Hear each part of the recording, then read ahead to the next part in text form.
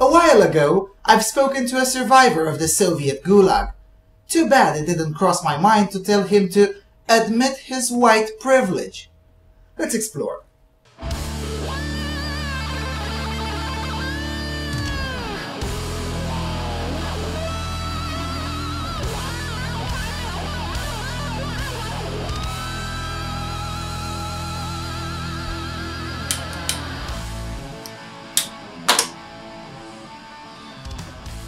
Hello everyone, and welcome to the Freedom Alternative.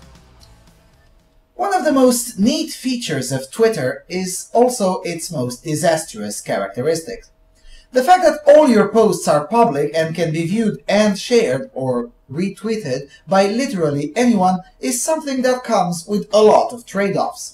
One such trade-off is that when you tweet batshit crazy stuff and create batshit crazy hashtags, the entire network gets to see it and mock it accordingly, sometimes with disastrous consequences, particularly for those who do care about their online reputation with the moral superiors on the far left.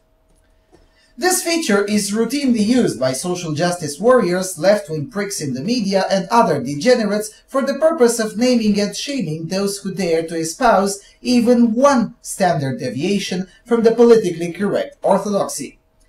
However, this feature is not universally embraced by our moral superiors because, you see, what's good for the good is good for the gander, and sometimes the tactic tends to backfire, and slowly but surely an increasing number of people from the non-left have learned the score as well. And this is precisely what happened over the last weekend with the hashtag #AdmitYourWhitePrivilege, which was supposed to be a conversation about white privilege initiated by the user @Toure.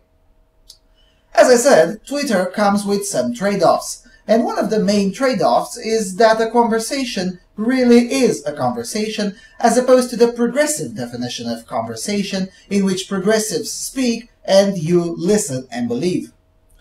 Mr. Toure Neblett learned about this the hard way when his precious little hashtag was flooded with what he wanted, a conversation about white privilege. The problem is that the conversation turned completely unprogressive as those pesky, unfettered users started to discuss about the white privilege of being excluded from universities to make room for less qualified diversity, and the white privilege of being accountable for your deeds as opposed to blaming them on society and structures and whatever is fashionable today as an excuse for being an utter failure. They also talked about the white privilege of being the only demographic in the Western world which can be openly mocked and derided solely based on the color of their skin. And they didn't stop there. Some users went as far as to use real data from the Negro-led government which points to evidence of white privilege when a black person has a statistical 0 chance of ever being raped by a white person. When the issue of police brutality emerged, some other users were kind enough to admit the white privilege of being the demographic that gives most of the victims of police shootings. Even some non-white people contributed to the conversation by explaining that one's skin color is not an original sin and should not be used in this fashion because it's morally wrong. Now, those non-white people should expect some shenanigans from the professional victims and professional pro-blacks, as the Right Honorable Gentleman Mr. Sotomayor calls them. Because, you see, being non-white and being non-leftist is not really acceptable, because potato or something. I myself have contributed to the conversation as well by pointing out that nobody is concerned about diversity at Samsung or Huawei, but I could be fined by the supposed white supremacist state if I don't hire non-whites in my business. I also admitted some white privilege though, such as the fact that the Confederate battle flag was banned after a white shooter killed some blacks, whilst the gay flag was not yet banned after a gay Negro killed some whites. Apparently, only white shooters get to ban things. Now, that's white privilege right there. Of course, during the conversation, some genuine privileged racists interjected as well, but for the most part, the conversation was incredibly pleasant and aimed at reality. Amongst the genuine privileged racists that did interject into the conversation there is the initiator himself, Mr. Toure Neblett. We don't have to even apply the progressive ideology too much to see just how privileged and racist this scumbag really is. For starter, Toure was paid to go to college, a privilege that virtually no white person will ever enjoy, and he was awarded this privilege long before it was cool, as far back as 1996, when the United States was just starting to do away with sanity and replace it with insanity in as many sectors of the societies as it could. While at Emory University, where he dropped out from, he founded the magazine Black Star with funds from the university administration, another privilege which isn't commonly bestowed upon white people, particularly white male students who, as an absolute minority in all campuses in the United States, may want to start a non-leftist publication. In his magazine, Toure praised known anti-Semites, entertained conspiracy theories that no white person could get away with in polite society, and, of course, hurled as many slurs as he could at white people as a whole. In essence, Toure founded a magazine that can most aptly be described as Stormfront for Negroes, or perhaps even Mein Kampf, the Negro edition, since violence towards white people and extensive talks about the spirit of whiteness were common topics. In more recent times, Toure explained that people who have survived the Holocaust and then came to the United States with nothing and made something for themselves have been able to do so by the power of whiteness. Toure is also a strong advocate for keeping the policy of racism of low expectations in place, also known as affirmative action, and he advocates such garbage from completely unprivileged platforms such as Time magazine. Now, for the Holocaust tweet, he was indeed compelled to apologize by his mean white supremacist right-wing oppressive employer, the MSNBC. So let's recap. We have a non-white mediocre writer who has somehow managed to get to write for the Rolling Stone, the former newspaper New York Times, the Time magazine, Washington Post, and many others. Also, despite having no real-life skills whatsoever, outside of bigotry and anti-white racialist agitprop, he also got invited to hold lectures at the Harvard University and for a while had his own show on MSLSD. Not to mention that he also had gigs with CNN and MTV, which is as mainstream as you can get.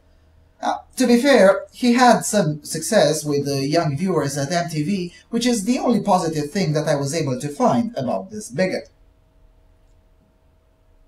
Mr. Toure also owes roughly $60,000 in back taxes to the New York State. Now, other black men in the area got killed by the police for trying to evade a few $100 in tobacco sales tax. But Mr. Toure is just fine even though he owes a fortune to the taxpayers of New York. And this individual comes and tells all white people on earth to admit their white privilege? It's too bad that YouTube has a rather restrictive policy on nudity, because I'm genuinely tempted to show my white privilege to him and all the others who think like him. Toure Neblett is so insulated from actual reality that he wouldn't even be able to describe poverty properly, let alone understand it. To use his progressive lingo, Toure can't describe nor understand privilege because he is blinded by his own. It is incredibly hypocritical, not to mention dangerous for those who believe like him, to paint yourself as fighting the man or as a victim of racism when you yourself are as part of the man as you can get. And the reason I'm even making this video is not because Toure is a lying, hypocritical, racist scumbag. This has become rather the norm with the activists and the perpetrators of leftist agitprop within the cathedral media, so that's no longer news.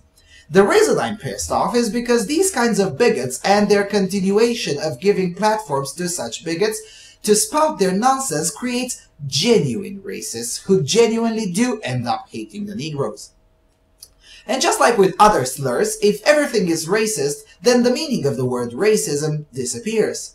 If so much as disagreeing with a non-white person makes me a racist, then why the fuck should I even care about racism to begin with? To make things worse, most people don't think like me, but rather in these terms. Oh well, if everything I say and do is bound to be deemed racism, then I might as well start being a racist. You don't have to believe me. You can check for yourselves the plethora of individuals, both online and offline, who have started adopting genuinely racist ideologies because they're sick and tired of being called racists and their heritage and culture be disparaged at every turn to the point of actually being shamed for being white.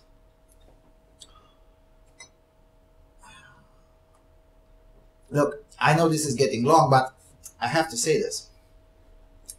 You know, this continued disparagement of white people by the media and by artificially propped up non-white icons is bound to create the kind of backlash that most normal people of any race do not really want.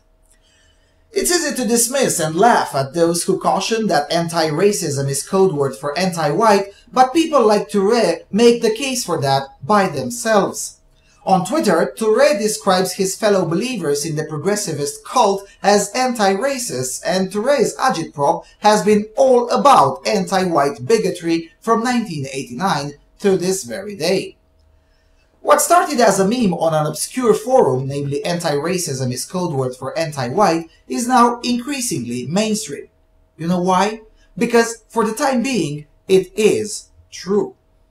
Now, it won't always be true, and certainly it hasn't always been true, but the longer this is true, the more likely it is for this meme to remain embedded into the culture. And if this meme remains embedded in the culture, it has the potential to cement the view that any opposition to any racism is just anti-white bigotry. And such a view is bound to be really dangerous when it will fall in the wrong hands. Now, notice that I say when it will fall, because it's not a question of if, but of when. If this trend continues, someday someone will rise to power and say, you know what, fuck your anti-racism. And now that's a moment I personally would not like to see. But you, progressives out there, are helping to make it happen. The longer you continue to support this kind of bigotry, the closer all of us we get to a new totalitarian experiment. I've said it in other videos, but I'll say it again. Forced integration is just as bad as forced segregation. The Jim Crow laws were not just bad because racism, but because they interfered with people's freedom of association. And believe it or not, all people of all races, creeds and habits are very attached to their freedom of association, no matter where they live. To demand that whites go out of their way and use the force of the state to bring in as many blacks as possible in as many places as possible just because they're blacks is just as bad as the demands of the past to exclude as many blacks as possible from as many places as possible just because they were blacks. Condemning white people for disagreeing with you or for wanting to be left alone is not justice, nor is it a way to foster integration or better understanding amongst peoples, or a way to better the state of Negroes, or whatever the purported objective may be.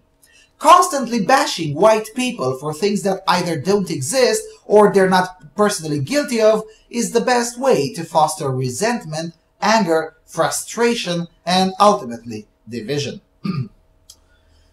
This constant bullshit about privilege has the potential to destroy what's left of the fabric of the society. Now there, I said it. White privilege is nonsense. And it's nonsense anywhere in Europe and North America.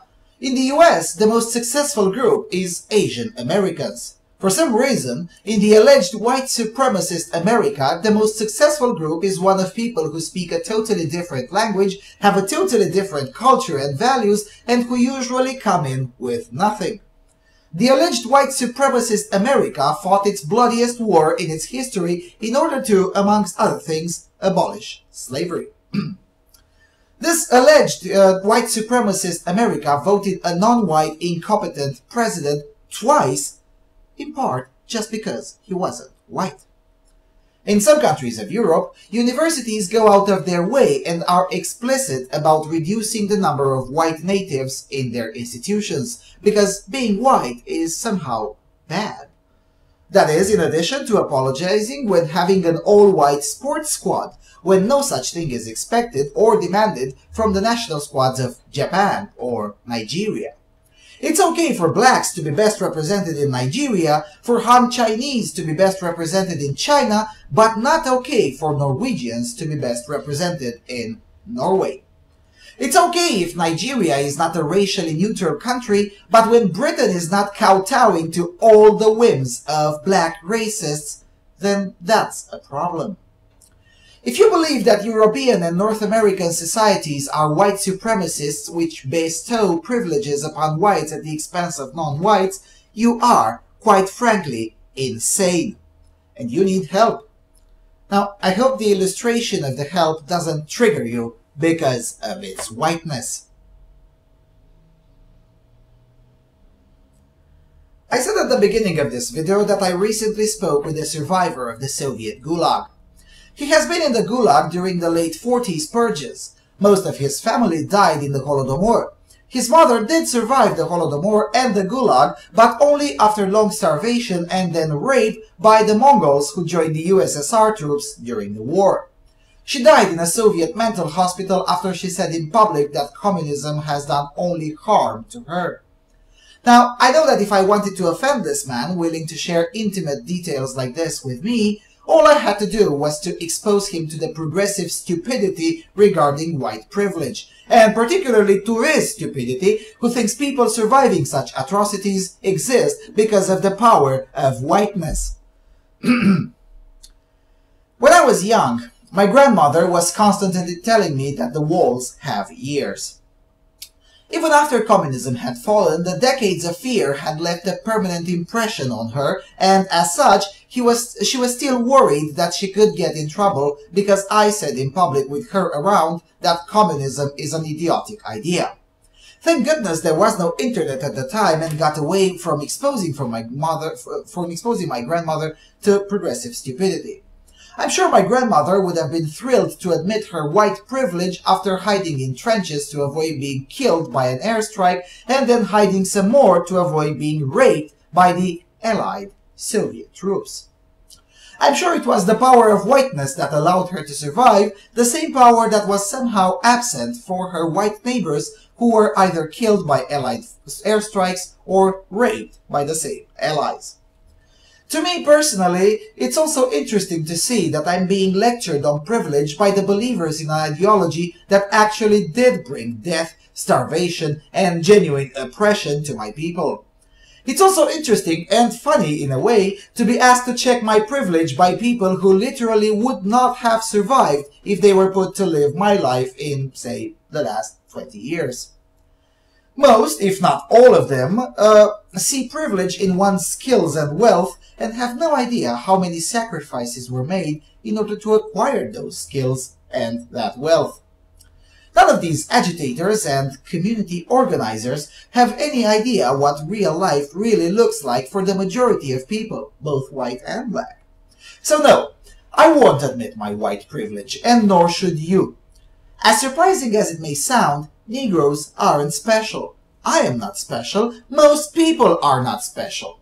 Most people do indeed struggle in life and try to do their best with the hand that has been dealt to them. Trying to disparage some of the struggling people for the sake of forwarding racialist agitprop is disgusting, morally reprehensible, and downright evil. People who do that are a disease, or at the very least, they wear a stain on them that should get them treated as if they are plagued in polite society. Because that's exactly what these people are doing. They're plaguing society with a disgusting narrative that poisons the relationships between humans, and all based on proven falsehoods and manipulations for the purpose of power. People like Toure, Al Sharpton, and the whole list of racist ideologues from both sides of the Atlantic are up to no good and are plain and simple evil. And it's time for more people to start saying that. Okay, I think that's enough for now. Now, thanks for watching, and I'll see you around at Freedom Alternative.